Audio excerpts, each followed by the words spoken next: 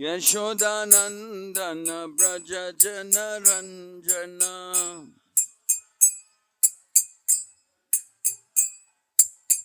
यमुना तीरावनचारी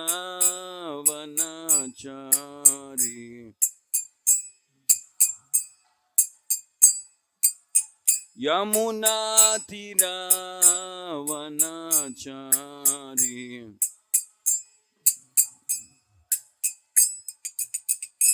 जय राधा माधव कुंज बिहारी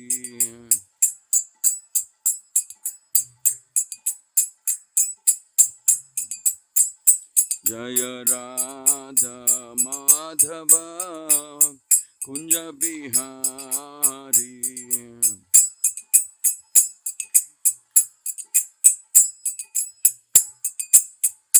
जय गोपी जन वल्लभ गिरिवारधारी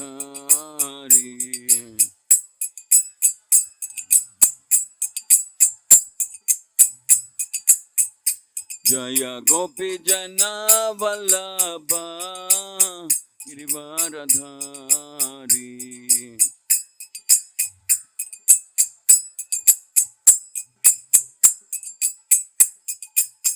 यशोदानंदन व्रज जन रंजन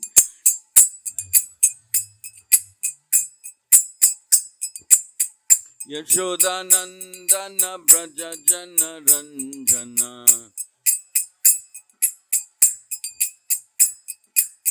यशोदानंदन व्रज जन रंजन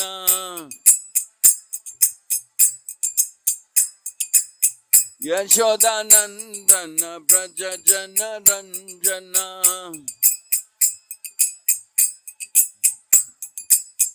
यमुना तीरावनचारी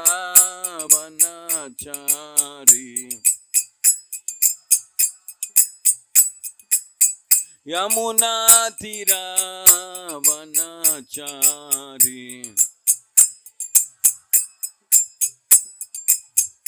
जय राधा माधव कुंज बिहारी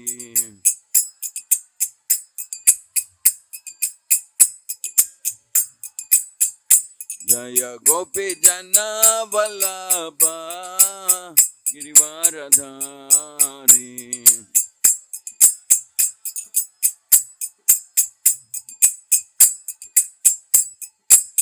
यशोदानंदन व्रज जन रंजन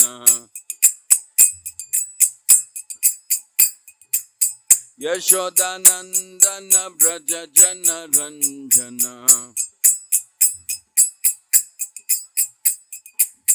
यमुना तीरावनचारी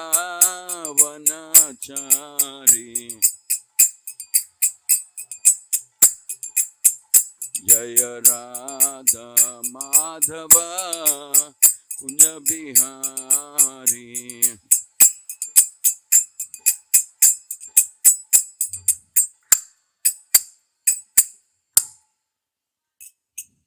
एवं विश्वपाद परमहंस परिव्राजकाचार्य अष्टोत्तर शतषी श्रीमद डिवाइन ग्रेस भक्तिवेदांत स्वामी श्रील प्रभुपाद की श्री श्री ग्रंथराज श्रीमद् भागवतम की श्री श्री राधा माधन मोहन श्री श्री जगन्नाथ बलदेव सुभद्रमाई श्री श्री गौरनिताय की हरिनाम संकीर्तन महायज्ञ की अनंत कोटि वैष्णव वृंद की ताय गौर प्रेमानंदे। ओम नमो भगवते वासुदेवाय ओम नमो भगवते वासुदेवाय ओम नमो भगवते वासुदेवाय नारायणं नमस्कृत्य नरं चैव नरोत्तमं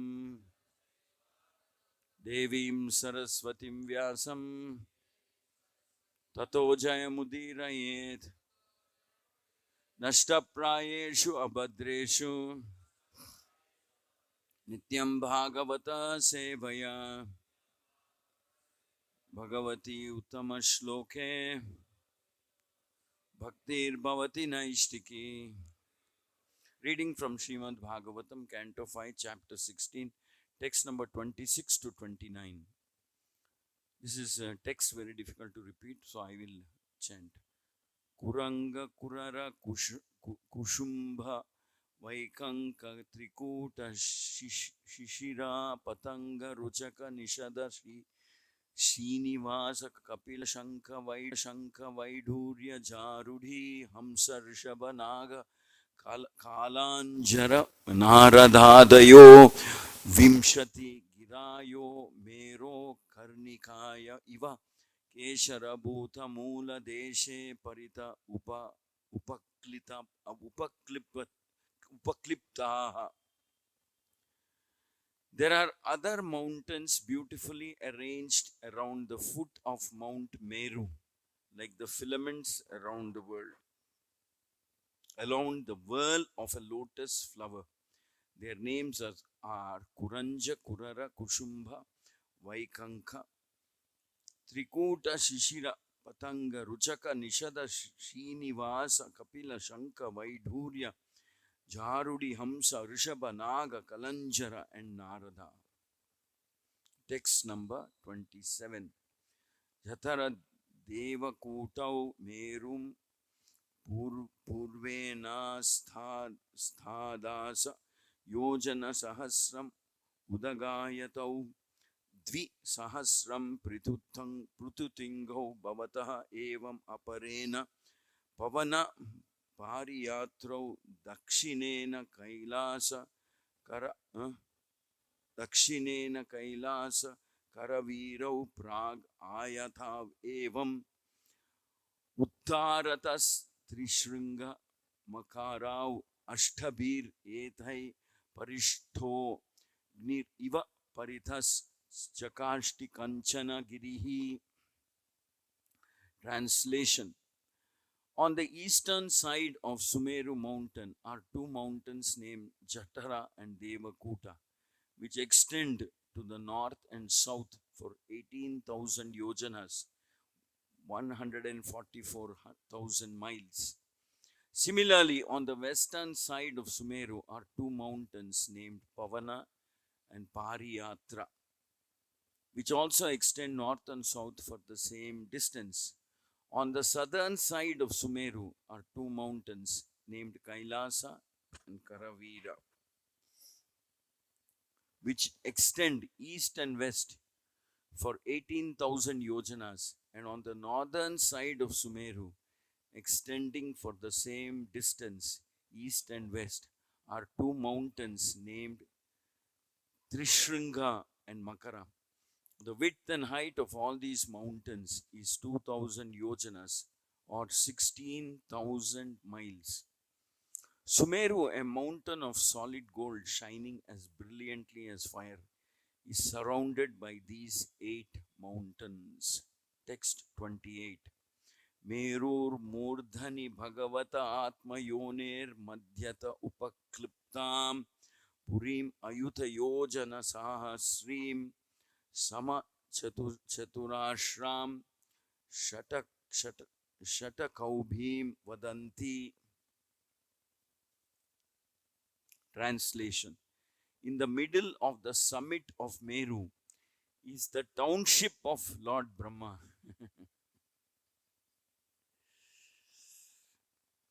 In the middle of the summit of Meru is the township of Lord Brahma.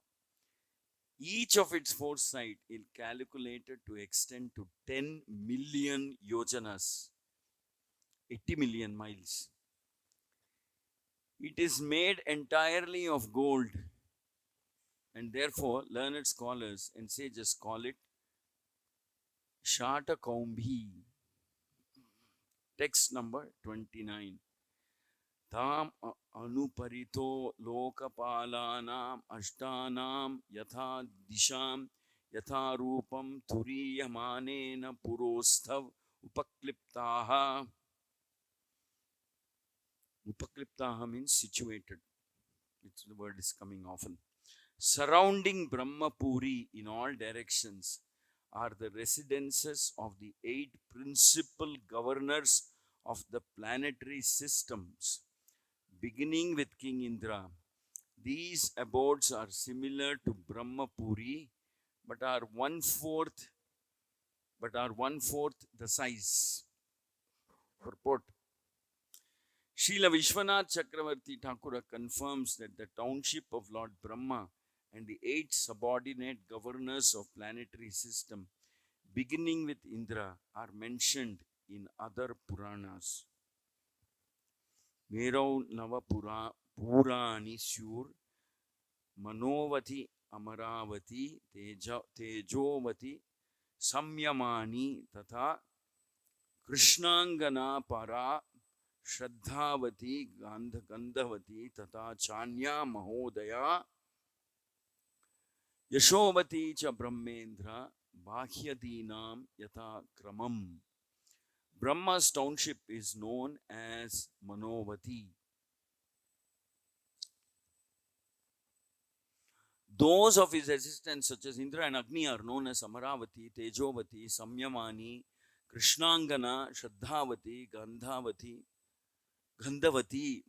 Mahodaya and Yashovati. Brahmapuri is situated in the middle and other 8 Puris surround it in all directions. Om Ajnana Timirandasya Yananjana Shalakaya Chakshurun Militam Yena Tasmai Shri Gurave Namaha Shri Chaitanya Manobhishtam Stapitam Yena Bhutale Yam Rupa Sadamahyam Vandeham Shri Guru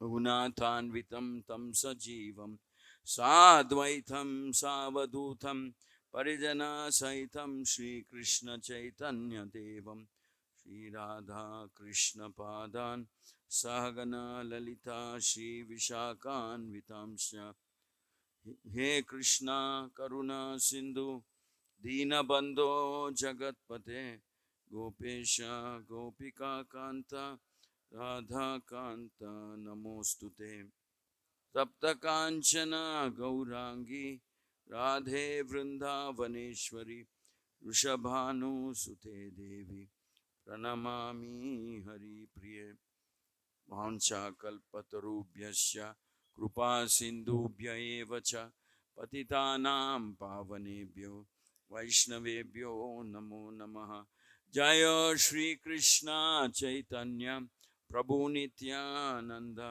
Shri Advaita Gadadhara Shri Vasadi Gaura Bhakta Vrinda Hare Krishna Krishna Krishna Hare Hare Hare Rama Rama Rama Hare Hare.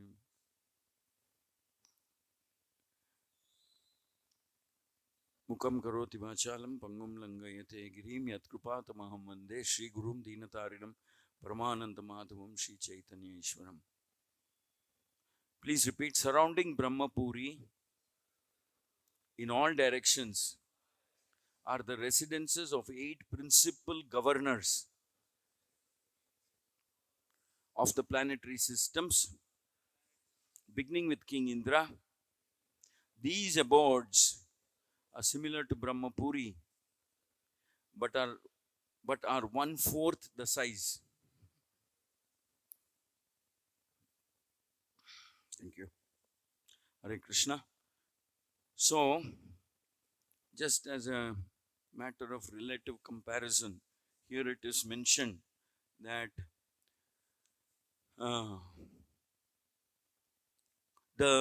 each of its 4 sides is calculated to extend 10 million yojanas. In the middle of summit of Meru is the township of Lord Brahma. So it is a squarish city with 10 million yojanas, 80 million miles, being the length of each side. It is made entirely of gold, and therefore learned scholars call it Shatakumbhi. Shatakumbhi means made entirely of gold. So imagine a city which has 10 million yojanas. 10 million yojanas means 80 million miles. Shri Shri Radha Madan Mohan, Shri Shri Jagannath Baladev Subhadramai, Shri Shri Gaurnitai Ki. So it's Brahma presides over a city which is 80 million miles wide. I mean, square of a dimension of 80 million miles. So by way of comparison, it will be interesting to know that the entire, so 80 million into 4 means Brahma's city has a circumference, or shall we say an outer boundary of 320 million miles. Because each side is 80 million, so 4 sides, that would make it 320 million miles. That's how big the city of Brahma is. And it is said that Indra, his city, which he rules, is similar to Brahmapuri, but about 1/4 the size. So let's say 1/4 the size means instead of 80, we say 20 million. So Indra's city is 80 million dimension, circumference, you can say. 80 million miles. Compared to that, the circumference of Earth, where we are living, is only 24,901 miles. You can imagine what is the size difference. The circumference of the entire earthly planet is 24,901 miles. Whereas the circumference, if you might say, of Brahmapuri is 320 million miles. That means approximately, I think, billions and billions of earthly planets will fit into the city of Brahma. That's how big the city of Brahma is. And again, 1/4 that number will fit into Indra Loka. So that is the difference in scale. This is what is mentioned in Vedic cosmology. Vedic cosmology is a very complicated subject. Nevertheless, the 5th canto, most of the 5th canto is devoted to studying the Vedic cosmology. The sizes, the dimensions, the structure, the different levels and different dimensions also. Because Prabhupada says that we cannot go in this body and live in a heavenly planet. That is not possible. We have to change our body because that's a different dimension of existence. Like, for example, when Arjuna was able to enter into the heavenly planets in the self-same body, it was considered as a very unusual achievement. Unusual, and it was as an indication of Arjuna's prowess, Arjuna's unique position in this world, because he could enter the heavenly planets in the same body that he had while he was living in this world. That's normally not possible. Prabhupada says, just as we cannot live in water or inside the earth or in the body, there are millions of insects and bacteria that live. So similarly, if he has to go from one dimension to another, one has to change the body. So hence Narada is also considered very unusual because he is able to go across the whole world. Not world, I mean whole creation, whole cosmic creation in the same body that he has. And Narada even transmigrates, or shall we say transcends or straddles the material world as well as the spiritual worlds. He does that. How one would do that? It's just a divine empowerment from the Lord himself that he is able to do that. So Vedic cosmology is a very interesting subject for some people. Requires very meticulous study and some kind of a passionate interest in understanding the structure, the structure of this universe, how there are 4 elephants and how there is Mount Meru. and how there are 14 planetary systems. These 14 planetary systems are not only physical planetary systems, but also on a physical in a different dimension, which means, for instance, the principal substances may not be earth, water, fire, air, ether, like we have in this world. We are made up of earth, water, fire, air, ether. It could be something else. It's a higher dimension of existence. So is the case of hellish planets. So it's said that sometimes we go to some of these planets primarily with our subtle body. That means Sukshma Sarira, which means, what is it? Mind, intelligence and ego. And of course, the Atma is also there. So it is, we get rid of our Stula Sharira here itself. So we go in subtle body. And that subtle body doesn't die so easily, in the sense that the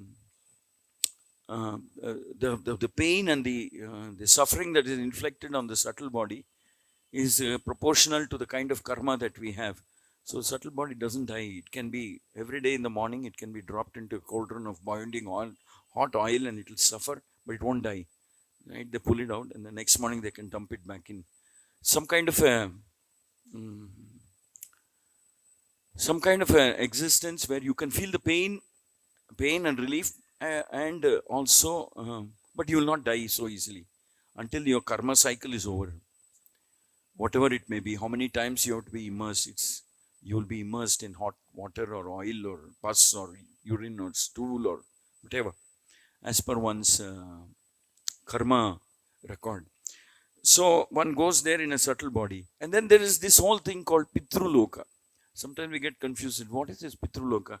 The loka of the planet of the forefathers, correct. But then in the Vedic cosmology, it is mentioned that a soul exists in the Pitruloka also it's another dimension of existence, not necessarily the same dimension as hellish planets. It's a completely different dimension of existence. In the Pitruloka, generally the Atmas last for 3 lifetimes. That's what is mentioned. 3 lifetimes. And within these 3 lifetimes, also some karma is administered there. Those 3 lifetimes, Pitruloka is administered by 2 people. Yamadharma Raja, and one more Devata is there. Aryama. 2 people who, Bhagavad Gita says Aryama. So 2 personalities administer. Some kind of karma is disposed of there. And after 3 lifetimes, from Pitruloka, one goes to the next destination as per karma. So Pitruloka is like a temporary transit center for the soul. And then it is said that in Pitruloka, they're replenished, or they're by the Pindadan that is performed by their descendants. Especially during Pitrupaksha and otherwise, Pitrupaksha and what is it called? Amavasya, and on the date on which they leave their body. So they do the Masika and Varshika. These are all kind of karma kanda, but I'm saying this because I want you to know that how detailed the explanation is given in the Vedic scriptures about the structure of the universe. If you were to compare this with, let's say, for example, Earth is round. So that itself is a very different kind of an idea compared to other religious scriptures, just again as a matter of comparison. Because in one religious scripture, which is famous religious scripture, another religion, it is said that end of the day, the sun sets. But we understand the sun setting as correlated with the spinning of the earth. So this is also very complicated. The earth will spin on its own axis, and the earth is spinning around. The earth is spinning on its own axis. While spinning on its own axis, it is also spinning around the sun planet. And the sun planet is, by the way, spinning in its own axis. So you have the earth spinning, the primary spin of the earth, which is spinning around the sun. And the sun is spinning, and the sun is spinning like that. And then the higher than the sun are this particular galaxy that is also spinning at its own speed. So you can imagine how complex it is. And by the way, around the earth are some, what do you call them? Upagrahas. They're spinning around the earth in their own orbit. So they're spinning, and that is spinning around the earth, and the earth is spinning, and the earth is spinning around the sun is spinning around in its own orbit, and then the universe, and the universe is also spinning in its own particular way. It's the upagrahas, they are moon. So moon also has its own axis, and it is said that moon is also not static, it is also spinning. Any more than this, we will start spinning. So better not go too much into this. Our head will start spinning. But it is mentioned, that's the interesting part. In Vedic cosmology, it is said, though, by the way, the earth is not spinning in, it's like sometimes the bus or something is moving so slowly, you can't perceive it. No. The earth is spinning at a really rapid, fast rate. It's a massive rate. The earth is spinning at a massive rate. The earth is spinning on its own axis very fast. It's spinning around the sun extremely faster, much more faster. Because it's, they have some kind of a timetable they have. They have to come back to the same position within 1 year, wherever they were. They go around the sun and come back there within 1 year. So all of this is precisely timed. And earth also, that is spinning around the sun. And then imagine when it's spinning on its own axis also, it has to come back to a particular position at a particular precise muhurtam, precise instant. There can't be deviation. And then, like I said, the sun is spinning, the moon is spinning, the earth is spinning. But we are here, we don't feel anything of that nature. We don't feel that. Imagine you're sitting in a bus or a train which is going at really fast speed or something like that. You can perceive motion. You see, of course, science also is a little deceptive. You can perceive differential motion. But if you're going at a steady speed, you don't tend to perceive. Except when you look at something which is not moving. When you look at something with respect to something which is not moving, then you can perceive motion. But if you're moving at the same speed, then the motion of the earth, it's a principle of physics or whatever. You don't perceive it so much because you're trapped within that ecosystem. So within that ecosystem, nothing, though it's that whole ecosystem is moving, within that ecosystem, it doesn't seem to move, and so you don't perceive motion so much. But earth is it's like spinning, and then the sun, everything. But out here you don't feel anything. You don't feel anything at all. You feel very stable. And so much so that it will be difficult to believe that earth is spinning. You can know earth is spinning only when you look from outside, or when you study with respect to stars and other things you study, then you know earth is changing its position with respect to the stars and other planets regularly on a very predictable basis. So cosmology is there were some great sages in our country who had a particular liking for cosmology, who had a very great interest and passion for cosmology. Like, Galileo. I mean, I'm not talking about Indian, the Western also. Galileo and other people had a fascination for cosmology. But they were all fascinated because there's something very repeating. There's a repeating cycle of motion that seems to be going on. So they were very fascinated by it. But you see, nothing is more completely revealed as it is in the Vedic scripture. Like, for instance, there is another scripture which is followed in the Middle East and so on. So there it is said that, for example, how do they explain sunset? So in their scripture it is mentioned that sunset means sun at the end of the day will go into a pool of water, dirty water. It goes into a pool of dirty water and vanishes, sun. And then something that God will revive it and bring it up next day morning, or something like that is explained.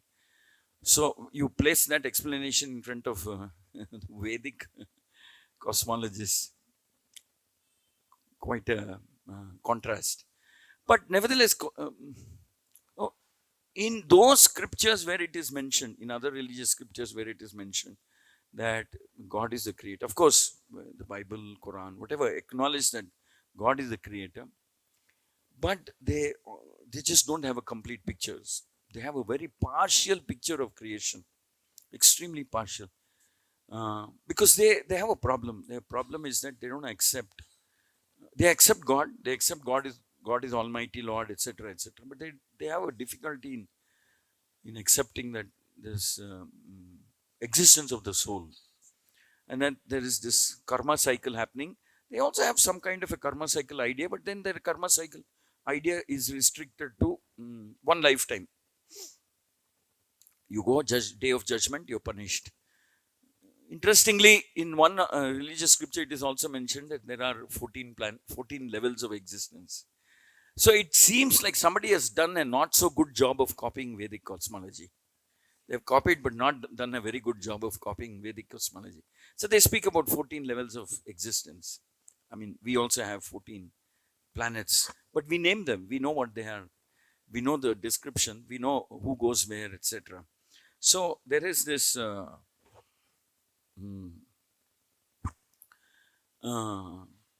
there is this whole thing about size also.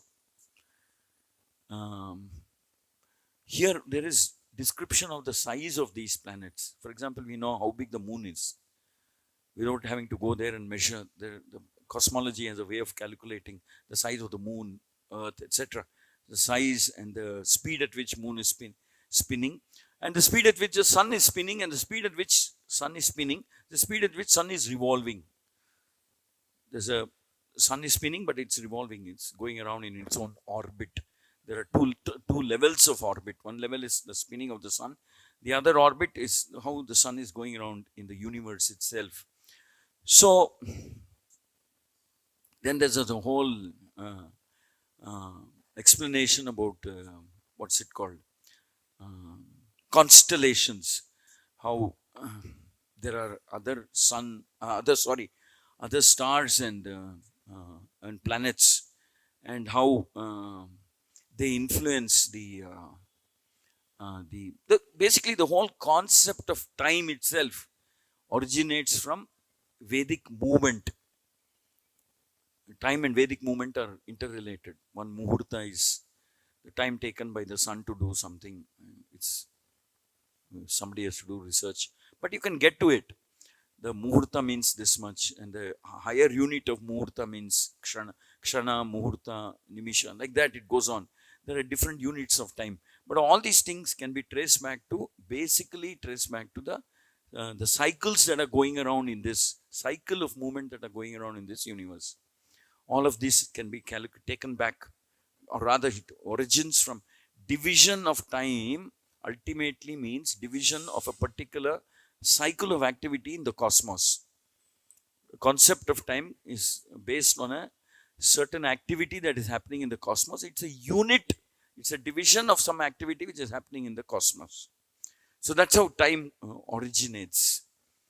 So that's how they calculate time, and how they have mapped. Many of these Vedic cosmologists have mapped the cycles in very great precision, and on how there are 27 called 27 nakshatras, how the earth, when it is revolving around, stays in each nakshatra for almost a day, and how there is, so the lunar calendar hence has 27 days, not the solar. Solar is different. So there is a Chandramana and the Suryamana calendars. So the Suryamana, Chandramana calendar is that Earth stays in each, under the influence of each star for one day. And there are 27. And then it comes back to the first point. So hence there are 27 stars. Hence the lunar calendar is 27 days. Hence at the end of third year, they add an Adhika Mas because 27 days. So the calculation of a year is different from a solar calendar and a lunar calendar. So it has gone to that level of precision, Vedic cosmology. So the 5th chapter is kind of dedicated to that. But what's interesting is that in the 5th chapter, you will always find shlokas which say, Brahma is in charge of this, Agni is in charge of this, and so on. So which means there is a whole hierarchy of controlling mechanism. as it prevails in this universe. What is Brahma in charge of? What is Indra in charge of? What is Agni in charge of? And so on. So the Devatas and what is it they're in charge of is also revealed. And then there is the life cycle of the Devatas. What is the life cycle of a lifespan? Not cycle, lifespan of a Devata. And within that lifespan of a Devata, there are the days of the Brahma's day as different from our day. Because Brahma sitting in the sun planet, or like it said, Brahmapuri, he experiences his cycle will be much longer than ours. Like Devatas, typically their days, our day and their day, if it is compared, our 6 months takes 1 day.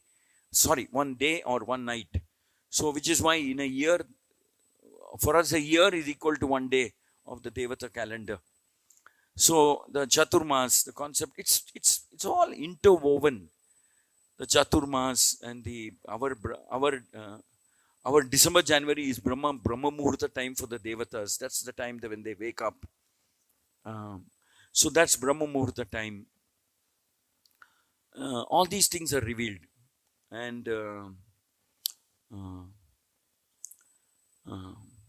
then of course, over and above this, yes, in the Islamic scripture it is mentioned that there are 2 types of creation: the seen creation and the unseen creation. They're not able to write that is the transcendental Vaikuntha worlds. They can't figure it out. They call it the unseen creation. But we know clearly, unseen, what they refer to is unseen. And they say the unseen creation is kind of different from the seen creation. It's Allah's own personal kingdom. Exactly what we say, Vaikuntha is the personal abode of the Lord, which is above material dimension. In the sense that it is above all materialistic stula padartha. Stula means earth, water, fire, air, ether. It's made up of Satchidananda. It's not made up of earth, water, fire, air, ether. It's a whole different level. It's a different dimension of creation.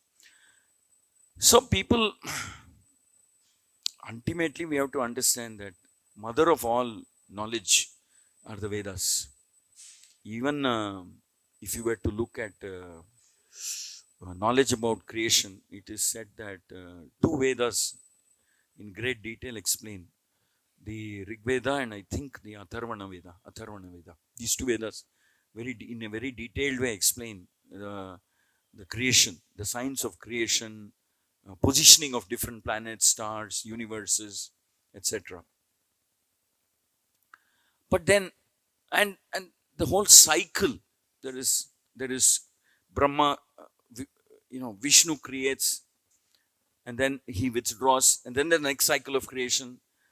Nobody understands these things. Nobody explains these things as clearly as Vedic cosmologists explain. So there is that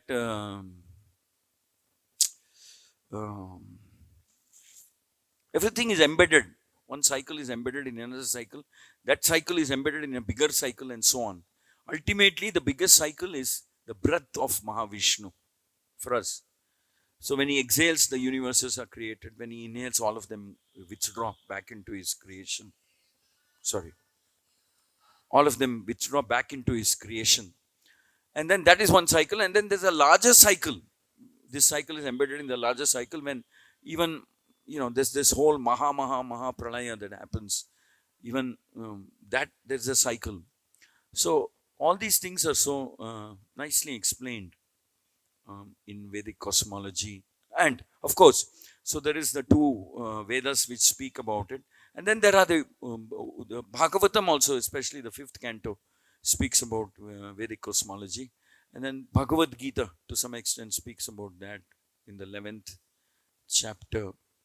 Bhagavad Gita doesn't give geographical details in terms of dimensions and sizes. But Bhagavad Gita lays down the whole structure of the universe in the sense that it is mentioned that there is this material creation and there is a higher level of creation which is indestructible, something which doesn't get destroyed even when the material world is destroyed, something that exists eternally. So Bhagavad Gita is basically laying the the framework of two types of creation, the material world and the spiritual world. Mamupetyata kauntaya punarjanmana vidyate. So there is one creation, one part of the creation where there is concept of punarjanma, and the other part where it is imperishable. Krishna mentions imperishable creation is there. So it lays down basically Bhagavad Gita lays down principles and some kind of a framework of different types of creation, but mainly focusing on the material world and the spiritual world, and where describing that as our ultimate destination, the spiritual world, the world where the Lord personally resides, is our ultimate destination. So that is also explained in Bhagavad Gita.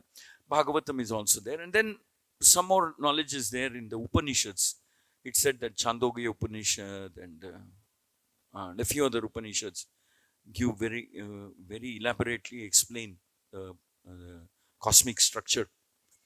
For those who are fascinated by that, they can read and try to understand.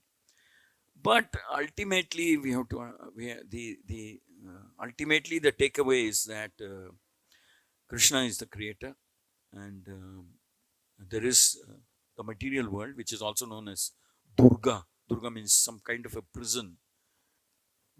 Within the material world are the 14 planetary systems, which means even the heavenly planets are part of this Durga, some kind of a prison. Even the heavenly planets, so-called heavenly planets. Because even in the heavenly planets, one is bound by the three modes of nature and the whole desire, karma, attachments, etc. So and impermanence of life. Even the heavenly planets, there is death. So it all comes under Durga, including the 14 heavenly planets. And then within that, how karma is administered, what are the hellish planets, who goes there. Like I said, we go there in our subtle bodies. We cannot go in our body. And earthly planet is some kind of a mid-junction. It's kind of a transit point from where you can either go to heavenly planets, you can go to hellish planets, or you can go to spiritual world directly. Or you can go to, so-called Pitruloka, where it's a temporary, another type of a transit point, where you last for about 3 lifetimes. So it's all this is explained. Ultimately, we have to understand that we have to go back to Krishna, go back to spiritual world. And there's no need for us to come into this material cosmic world. There's no need.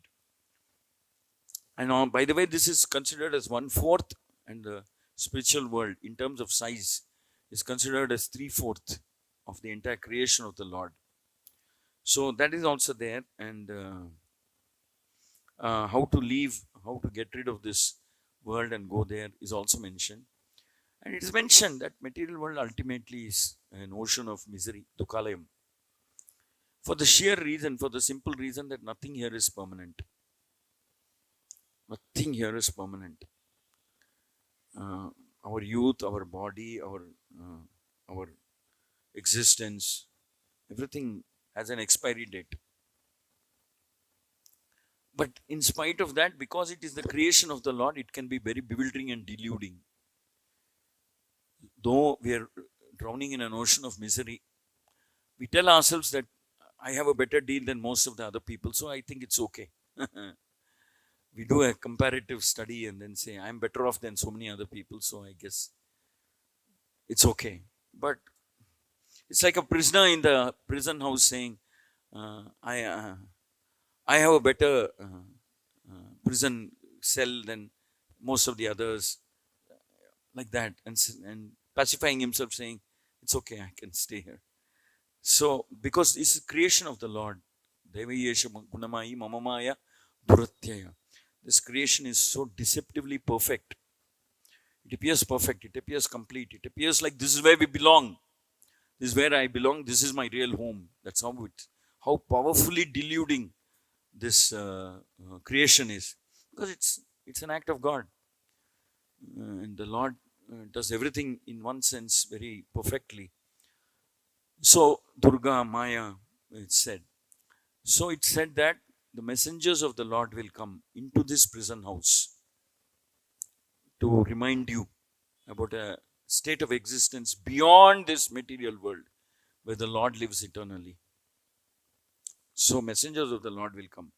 They are called Messiah, Prophet, Acharya, Guru. And then sometimes the Lord comes himself. The Lord himself appears in this material world to reclaim living entities and take them back. So this is the, if you were to examine, all right, so this elaborate creation, why is this existing at all? It's because by nature some living entities, Tatatha Shakti, tend to be rebellious. So they have to be accommodated somewhere until they are reformed. They tend to be rebellious, they tend to be envious of the Lord, they tend to question the Lord. So hence there has to be a place where they are reformed. And hence this material world became a necessity for such rebellious living entities, and then that is how they come here, and then they are reclaimed. And reclaiming is done by the Lord himself or his confidential representatives. And that process by which the Lord reclaims, or we reclaim our original residence, is called bhakti. Bhakti, devotional service. Devotional service is different in different time spans. Yuga means it's a time span. In different time span, a certain type of process is recommended.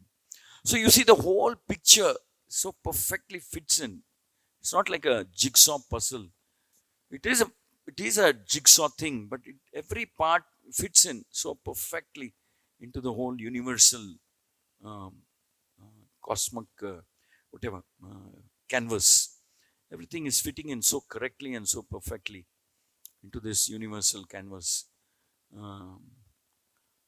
And hence, mostly we get this knowledge primarily through revelation. That is also mentioned. Interestingly, other scriptures also speak about the process of revelation and the process of reasoning. But our primary source is revelation and realization. Revelation, which means the Lord has to reveal. How can we guess? We don't even know. Imagine a city 80 million miles. We don't know how to manage a city, a place where a crore of people like Hyderabad, Bangalore, we're going crazy, we're going mad. We don't know how to manage anything. We don't know. We're making an absolute mess of our lives here. But still, the delusionary energy of the Lord is so deceptive that we think we're making progress. That's the whole irony of creation. We keep thinking that tomorrow will be better than today. Oh, they'll solve this problem. If that problem is solved, my life will be better. Or something. That's the power of delusion. That's the power of Maya. So we imagine living in a city that's as massive as this, as huge as this. There's nothing in the material world can compare to something as big as this. Imagine our circumference of this earthly planet is 24,091 miles. The circumference of the city of Brahma is 320 million miles. And Indra's city is 1/4 that size. That means 4 cities of Indra can make 1 city of Brahma.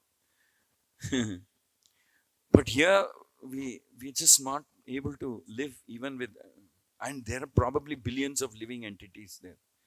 Because there's harmony, there's some kind of a cooperation with the vision of the Lord and plan of the Lord. Here only rebellious living entities. There billions of people can live peacefully. Here 10 people also can't live peacefully in this world. Because each one is under the influence of the modes of nature, ego and like that. And they're very competitive and envious living entities here. Competitive to imitate the Lord. That's the whole problem. Here we want to imitate the Lord. There they want to cooperate with the vision of the Lord. So because they want to cooperate with the vision of the Lord, millions and billions can live peacefully together. Here we want to compete. with one another and compete with the idea, I want to be better, I want to be the controller, enjoyer, etc. Which is, we call it the,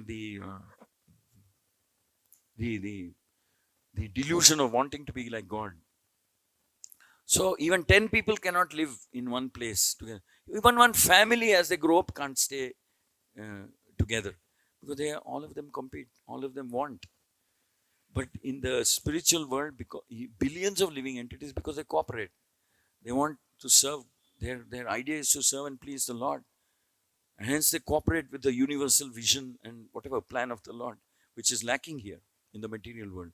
That makes this material world eternally dangerous, because of this competitive spirit. Can make people really nasty, so nasty that they'll kill each other, cheat, deceit, everything, and they'll kill each other. That's how unmanageable we will become. But in the spiritual world, it's different. There's harmony, there's peace, there's universal acceptance of the vision and plan of the Lord. So that is what Prabhupada says. So accept Bhagavad Gita, the Bhagavatam, live according to the plan and vision of the Lord as explained by the Acharyas. And there will be peace here. There cannot be peace by simply making law, man-made laws or something. There will be peace when we accept the law given by God as relevant in each yuga. I mean, we can't cut paste Manu Samhita into this age.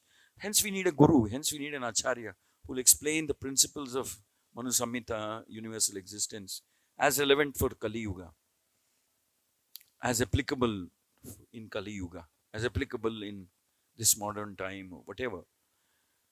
So because the spirit is there to cooperate, to understand, follow, cooperate with the vision of the Lord, there's harmony, there's peace, there's no violent competition amongst mankind. And that will come when we accept the teachings of the Lord and we follow what is known as Yuga Dharma. So the first thing that happens when we start chanting Hare Krishna is we start realizing that I'm not the Supreme Lord, nor am I his competitor. At best, I'm his servant. I'm the dasa of the Lord. So that fundamental transformation change happens. We don't start looking at ourselves as potential competitors with anybody. We start understanding that. So that huge fundamental change. Instead of looking at the world as a place where we can enjoy, we look at this world where we can learn, teach, practice how to be a devotee. Like that. So, the Lord has to make such hugely elaborate arrangements, create so many universes, create so many planets, and create so many different living species, because so many people have unique mix of karma and three modes of nature. So accommodate all of them, the Lord has to make this huge universal establishment of a prison house to accommodate people of different levels of illusion and modes of nature. So this whole arrangement is just to reform the living entities and help them come back to the spiritual world. Now, in the spiritual world also there is variegatedness. Here we are seeing variegatedness in the material world. There is this Pitruloka, there is this heavenly planets, different levels of existence. Then there's the hellish planets, how you can go there in your Sukshma Sharira. And how there's the planet of Lord Shiva, Kailash, and how there's Mount Meru. There is variegatedness, there is variety. Same way there is variety even in the spiritual world. Because everybody has a inherent swarupa, inherent unique taste and mood of wanting to serve the Lord, how they serve the Lord. So accordingly, there is much more variegatedness in the spiritual world. It's not that in spiritual world we are all clones or robots or something. No. Our uniqueness is fully manifest in the spiritual world. More so in the spiritual world than in the material world. Our uniqueness cannot manifest here because this is an imperfect world and we are constrained by the body that we have, material body and karma. There are no constraints. We have a spiritual world. We don't operate through constraints. So it's a different type of existence. There's variegatedness based on the unique taste of the living entity to serve Krishna. So there is the Mathura planet, there is Ayodhya, there is Dwarka, there is Vrindavan. In the heavenly planets also there is variegatedness. The same way in the spiritual world there is enormous variegatedness. But that variegatedness is very fulfilling and satisfying in the sense that according to your unique taste or your rasa that you have, mood, mellow, the Lord will reciprocate with you individually. There is a whole individual one-to-one reciprocation framework is there in the spiritual world. And a very active, vibrant framework is there where the Lord will reciprocate exactly as per your unique taste. So, hence there is variegatedness, there is variety in the spiritual world. If you read Krishna book or Srimad Bhagavatam, you can see that every gopi has a unique way of wanting to serve Krishna. They're similar but not identical. There's a difference in these two words. They're very, very similar to each other, but they're not identical. There is a difference in their mood, in their attitude, in the way they want to serve and please. And Krishna accommodates all of that very lovingly. Krishna is the personality in which all these rasas converge. He is the receptor of all these rasas and he reciprocates exactly in terms of the unique rasa that each living entity has. In the spiritual world. And the Lord comes into the material world to give a glimpse how he accommodates variegatedness amongst his devotees.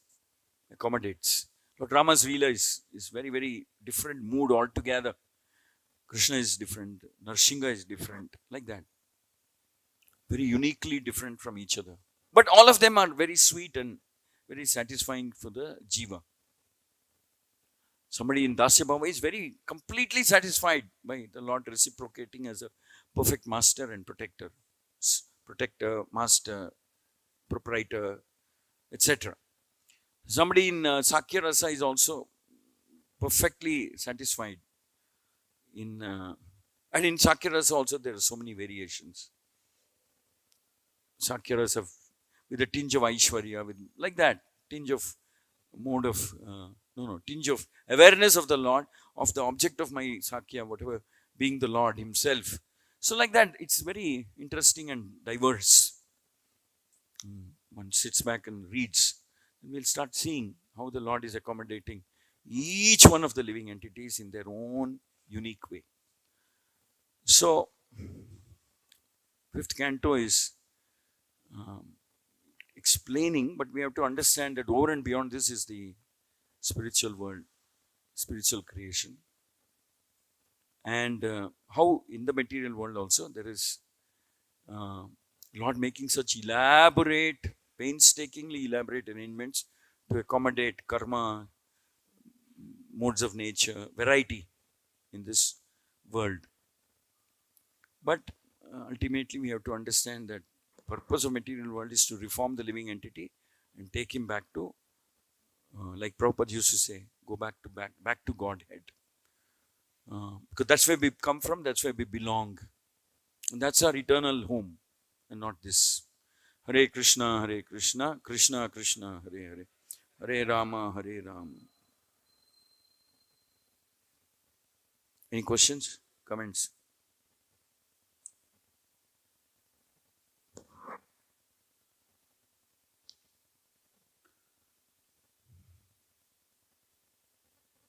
Just too complicated, is it? Granthara Srimad Bhagavatam ki Shri Radha Madan Mohan Shri Jagannath Baladev Subhadra Mai Shri Gaur Nitai ki Jagat Guru Patit Pavan Srila Prabhupada ki